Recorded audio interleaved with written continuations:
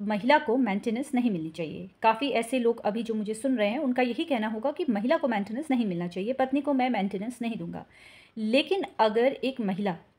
जिस पर ससुराल वालों के द्वारा अत्याचार किया जा रहा है, पति के द्वारा अत्याचार हो रहा है, बार बार उसके साथ मार पिटाई हो रही है, दहेज की मांग की जा रही है, अपशब्द भाषा का प्रयोग हो रहा है, उसके सास ससुर उसके टॉर्चर करते हैं, दहेज की मांग कर रहे हैं, और ऐसी अवस्था में महिला आपके साथ नहीं रहना चाहती, जहाँ पर उसे ये लगता है कि आप इस तरह से हरकत करेंगे तो उसके बच्चों पर इसका क्या प्रभाव पड़ेगा या उसको अपनी जान का खतरा है, तो ऐसी अवस्था में वो आपके साथ नहीं रह रही है और वो तुरंत अपने मायके चली जाती है या कहीं और चली जाती है। अब जब वो चली जाती है तो आपका ये कहना होता है कि मैं अपनी पत्नी को मेंटेनेंस क्यों दूँ, क्योंकि वो मेरे साथ नहीं रह रही है। तो एक बात बताइए, जिस महिला के साथ इस तरह से अत्याचार हो रहा है वो आपके साथ कैसे रहेगी? और रही बात मेंटेनेंस की, तो ये तो आप सोच लीजिए कि महिला को यानी कि पत्नी को मेंटेनेंस तो आपको देना ही पड़ेगा। लेकिन ऐसी ही एक दूसरी स्थिति है जहाँ पर महिला अपने पति को बेवजह छोड़कर चली जाती है, जहाँ पर एक महिला अपने पति के ऊपर अत्याचार करती है, अपनी ज़रूरत पूरा करने के लिए वो बार बार अपने पति को टॉर्चर करती है,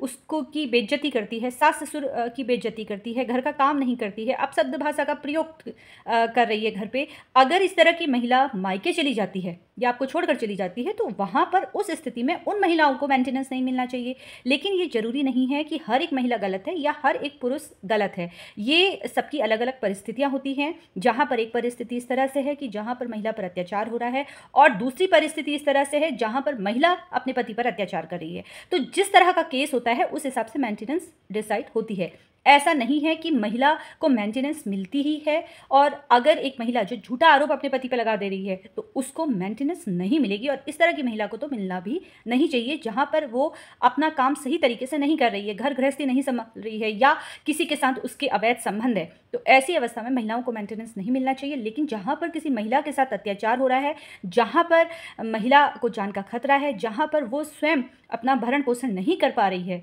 तो ऐसी अवस्था में उसको मेंटेनेंस पाने का पूर्ण अधिकार होता है। और ये बात विवाह के समय हर एक पति को मालूम होता है कि कल के समय में मुझे अपनी पत्नी का खर्चा उठाना है। लेकिन जब विवाह होता है उसके बाद आपके बीच में मतभेद होता है तो फिर आप ये बोलने लगते हैं कि महिलाओं को मेंटेनेंस नहीं मिलना चाहिए।